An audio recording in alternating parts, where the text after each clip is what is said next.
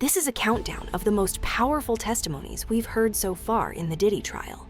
10 people who stood up and spoke about what they saw, what they experienced, and what Diddy tried to keep hidden.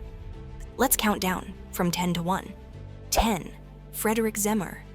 He wasn't there when it happened, but when he walked into that hotel suite, he didn't need to be. Frederick Zemmer, the hotel manager, found the room trashed. Furniture overturned, mirrors shattered, a scene of destruction. He picked up the phone and called Cassie. She answered. Her voice was tense. He asked if she needed help. She said no, but he didn't believe her. Zemmer didn't make accusations. He described what he saw, and it left a mark. 9. Mila Morales. Mila was there, in the room, when Diddy lost control.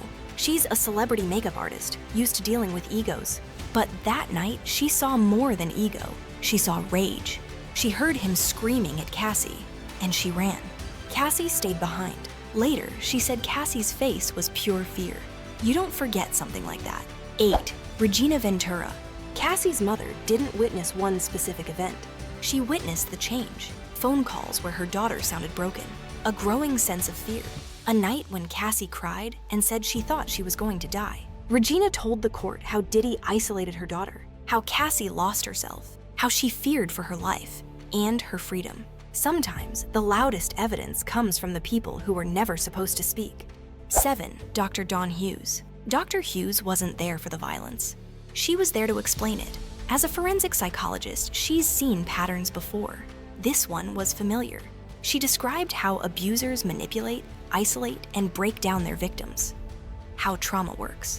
Why leaving isn't always an option. She didn't speak for Cassie, but she gave the jury a framework. And everything started to make more sense.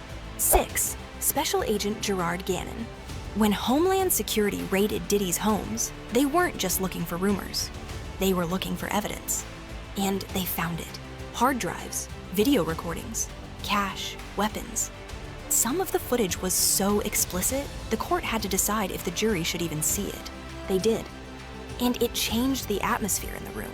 This wasn't hearsay anymore. It was digital proof. 5. Daniel Phillip. He used to be part of Diddy's inner circle, a bodyguard who saw it all but said nothing, until now. Daniel told the court how he saw Cassie with injuries, how he watched her cry, how he was paid to stay silent. He described a man who controlled everyone around him, not just with money, but with fear. 4. Kid Cudi. Not all of Diddy's victims were in relationships with him. Kid Cudi, Scott Mescudi, wasn't part of Diddy's circle. But after a brief relationship with Cassie, his car exploded in front of his house. Later, Diddy allegedly bragged about it. Yeah, I blew that car up.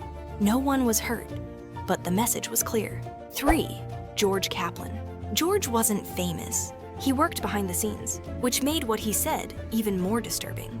He set up the so-called freak-off rooms, prepared the furniture, checked the cameras, cleaned up the mess.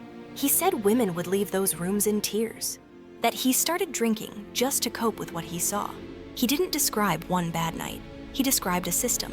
2. Victim 3. We don't know her name, but we know her story, at least part of it. She was scheduled to testify. She confirmed her appearance, and then she disappeared.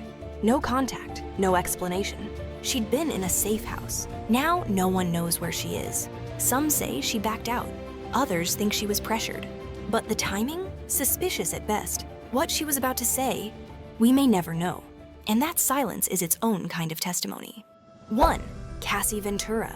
At the center of it all is Cassie, a singer, model, and for nearly a decade, Diddy's partner. She was the first to come forward, and her testimony opened the floodgates. She said she was raped, beaten, controlled, forced into sex acts with strangers while Diddy watched, locked in hotel rooms, left with bruises and fear. Her story is detailed, backed up by witnesses, confirmed by the aftermath others described, and maybe most importantly, it's consistent with everything. If the case against Diddy has a backbone, it's Cassie. She survived what many couldn't, and she spoke when she didn't have to. The trial isn't over, but these testimonies are already shaping the outcome. Some told stories, some showed evidence, some simply vanished, but together they tell us this: what happened behind closed doors won't stay there. Let us know which story hit hardest for you, and subscribe for updates as the case unfolds.